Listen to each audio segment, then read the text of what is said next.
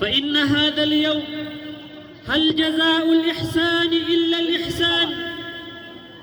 أيها الأحبة في الله، فإن هذا اليوم يسمى يوم الجوائز، يستوفي فيه الصائمون أجر صيامهم ويرجعون إلى بيوتهم بالمغفرة والرضوان. الله أكبر، الله أكبر، لا إله إلا الله، والله أكبر ولله الحمد. إن من أعظم ما شرع الله في هذا اليوم صلاة العيد. يقول الله سبحانه وتعالى: قد أفلح من تزكى وذكر اسم ربه فصلى.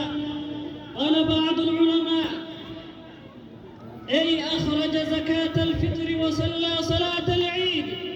لذا أمر رسول الله صلى الله عليه وسلم بالخروج إليها حتى النساء يخرجن إليها. ثم إن رسول الله صلى الله عليه وسلم فرض زكاة الفطر طهرة للصائم من اللغو والرفث وطعمة للمساكين. عباد الله، إن الله تعالى لم يخلقنا عبثا، وإنما خلقنا لعبادته. قال الله جل شأنه: وما خلقت الجن والإنس إلا ليعبدون. وعبادة الله تكون في كل ما يحبه الله ويرضاه من الأقوال والأعمال التي منها الواجب والمستحب. ومن الواجب ما يتكرر في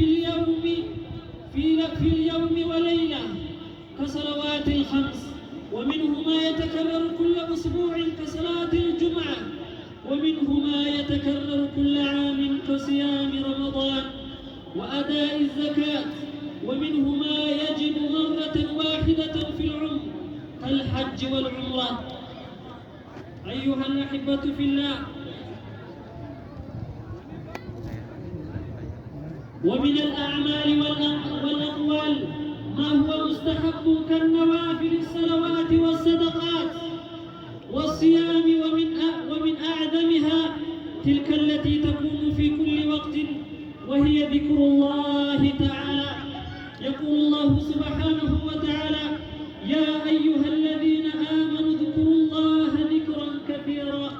وقال عليه الصلاة والسلام: ألا أنبئكم بخير أعمالكم وأزكاها عند مليككم وأرفعها في درجاتكم وخير لكم من إنفاق الذهب والورق وخير لكم من أن تلقوا عدوكم فتضربوا أعناقهم ويضربوا أعناقكم.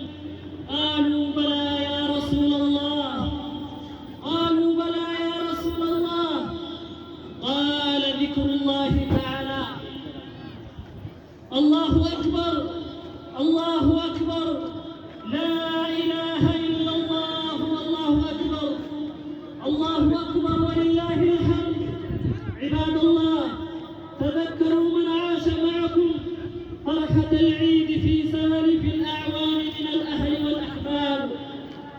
كيف